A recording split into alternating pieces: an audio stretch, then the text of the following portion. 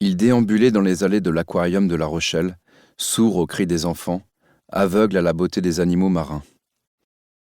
Il s'arrêta devant un mérou brun, créature laide et solitaire, vivant dans les profondeurs, loin de la lumière.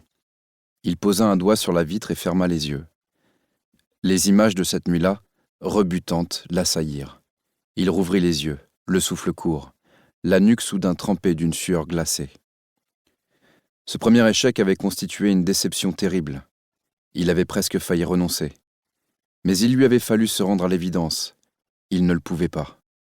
Persévérer était l'unique alternative. Sa vie future était assujettie à la découverte de ce qu'il était, en cet instant même, en train de chercher. Alors il était reparti à la chasse. C'était l'aspect plaisant de l'aventure. Il s'était déjà surpris la première fois à goûter l'excitation et la fièvre que cette activité provoquait chez lui. Un jeu.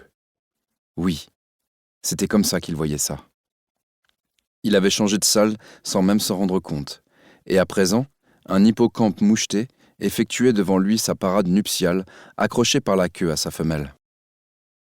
Il savait exactement ce qu'il cherchait, mais que la proie réponde simplement aux critères n'était pas suffisant.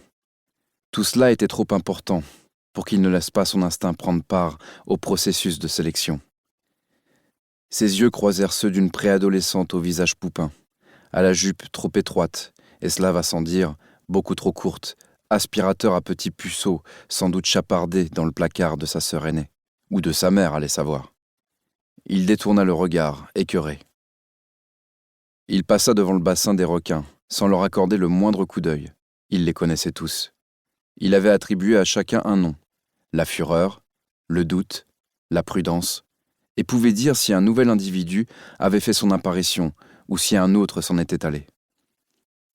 S'il avait dû compter les heures qu'il avait passées dans cet endroit, il serait devenu fou.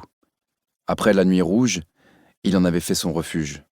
Un lieu où se pressait une foule constante, famille heureuse en procession, enfants hurlant d'excitation, agités comme des petits barbus tétrazona sous amphétamine, et ils se fondaient dans les groupes nageant anarchiquement d'un aquarium à l'autre, affublés de casquettes à nageoires et de tote bags à l'effigie du poisson lune ou du crabe tout loulou, avec la sensation éphémère et factice de ne plus être seul. Seul. Le mot lui parut soudain ridicule. Il pivota, fit un tour complet sur lui-même. Cette réserve abritait 12 000 animaux sous-marins qu'il aurait pu exhaustivement nommer espèce après espèce, spécimen après spécimen. Désormais, c'était sa réserve à lui. Un vivier d'un tout autre genre. Des milliers de sujets d'une seule et même espèce.